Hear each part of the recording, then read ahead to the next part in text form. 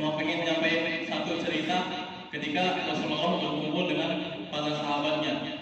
Ketika Rasulullah berkumpul dengan para sahabatnya, Rasulullah bertanya kepada mereka, "Wahai para sahabat, apakah kalian tahu pada zaman dahulu ada seorang nabi yang tidak memiliki satu pun pengikut, bahkan istrinya sendiri mengkhianatinya.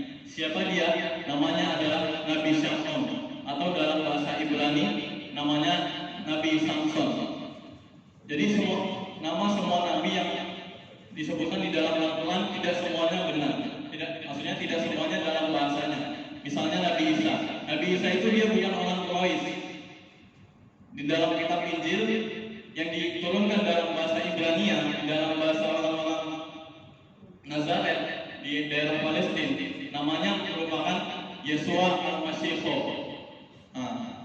Dan juga nama-nama nabi yang lain seperti Ibrahim yang nama dari bahasa Ibrani merupakan Abraham dan lain sebagainya. Ada seorang nabi bernama Nabi Syamson. Ini dalam logat Quraisynya Nabi Syamson. Dia merupakan nabi yang paling kuat.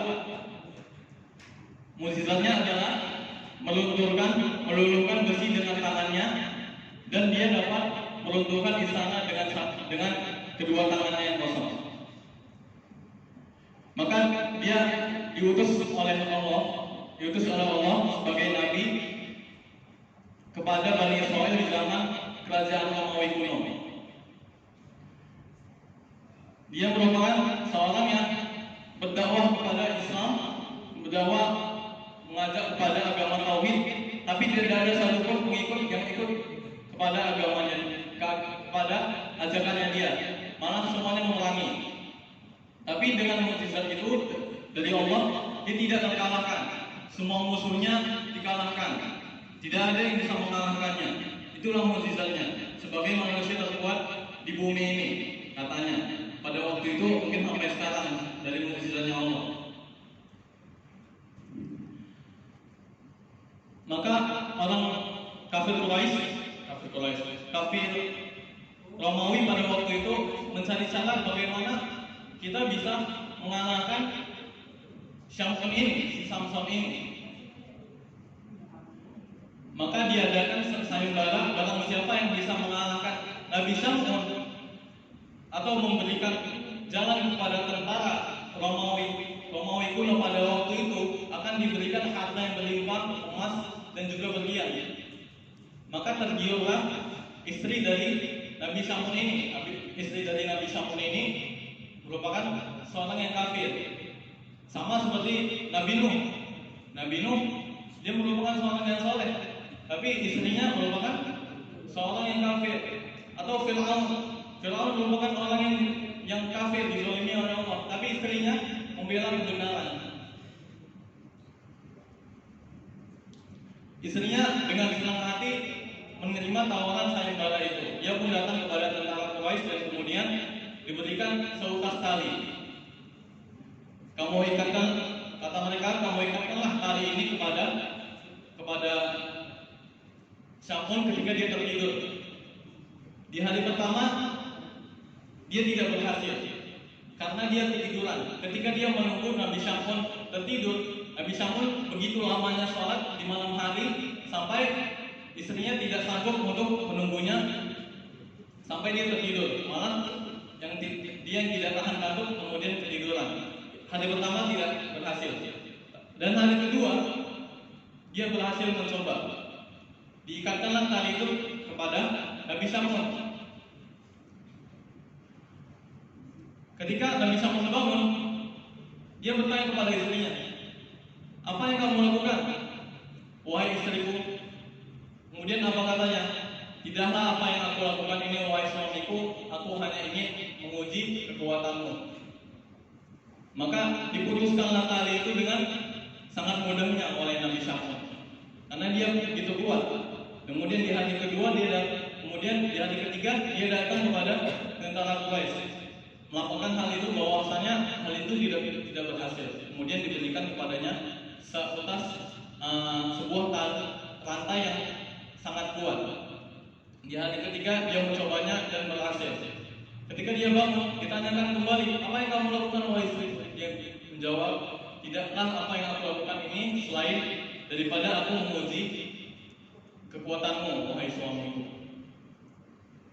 Maka dalam satu hentakannya dia berhasil melepaskan rantai itu. Kemudian istrinya bertanya,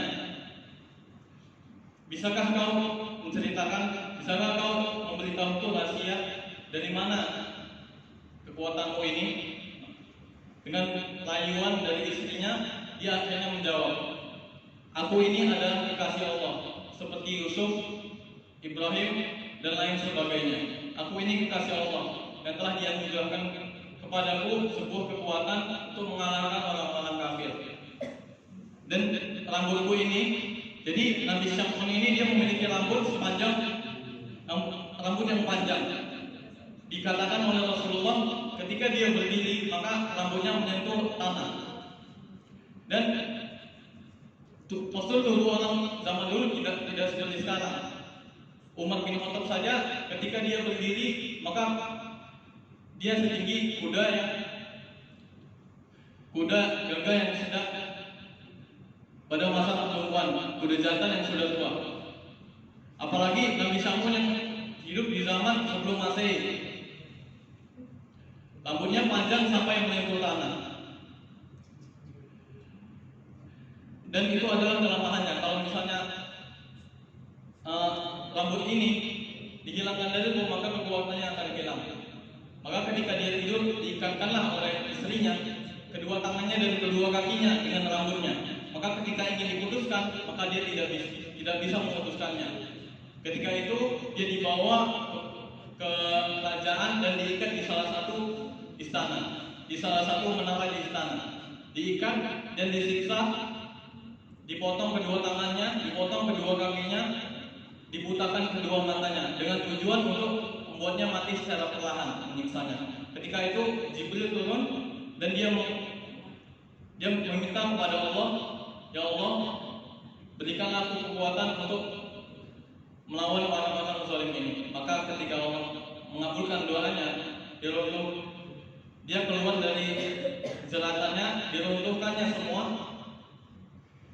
istana dengan istri-istrinya semuanya, tata dengan tata, dan dikembalikan oleh Allah semua anggota tubuhnya. Dan untuk mensyukuri hal itu, dia berjanji kepada Allah, saya akan beribadah dan berpuasa selama 1000 bulan lamanya. Kemudian sahabat Rasulullah bertanya, ya Rasulullah, bagaimana aku ini mendapatkan pahala selama 1000 bulan lamanya, atau setara dengan 83 tahun kurang lebih. 1000 bulan lamanya, bagaimana? Maka ketika itu turunlah Jibril menyampaikan wahyunya kepada Rasulullah yang berbunyi, Inna anzalnahu fi lailatul qadar. Sesungguhnya kami telah menurunkan kepadamu malam Lailatul Qadar. Wa ma adraka ma Lailatul Qadar. Tidakkah kamu tahu apa itu malam Lailatul Qadar? Lailatul Qadri khairun min alfi syahr. Malam Lailatul Qadar itu lebih baik daripada 1000 bulan. Tanazzalu alaihi malaikatu. Tanazzalul malaikatu wa ruhu fiha bi rabbihim min kulli amr. Maka turunlah malaikat dan ruh. Ruh itu merupakan Jibril yang merupakan pemimpin malaikat pada waktu itu, bukan pemimpin malaikat yang paling mulia, untuk menyelesaikan segala perkara. Salamun hiya hatta matla'il fajar. Salamlah baginya bagi malam itu, sejahtera baginya sampai terbit matahari. Maka di sini kita diberi kesempatan oleh Allah. Kita tidak harus menunggu 1000 bulan untuk mendapatkan pahala 1000 bulan lamanya. Tapi Allah menurunkan satu malam yang dinamakan malam Lailatul Qadar yang datang setiap tahunnya di bulan Ramadan, terutama di 10 hari terakhir di malam yang ganjil.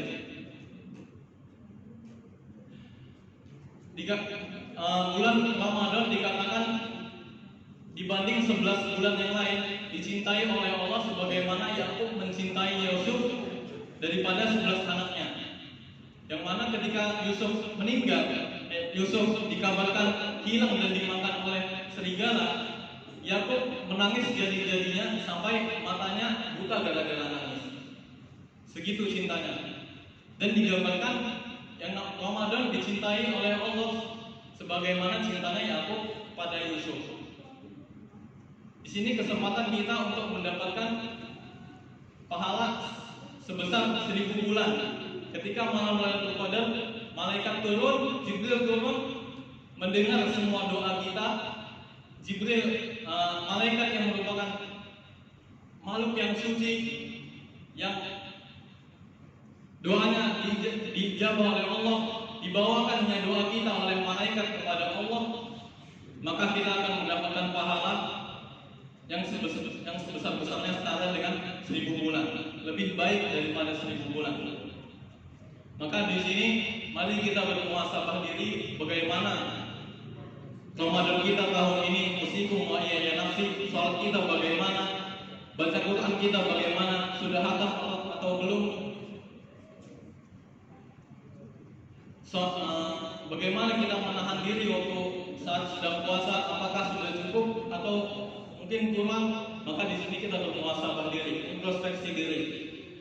Semoga kita dipertemukan oleh Ramadan di tahun yang akan datang, dan Allah menerima puasa kita setahun di Ramadan tahun ini. Amin ya rabbal alamin.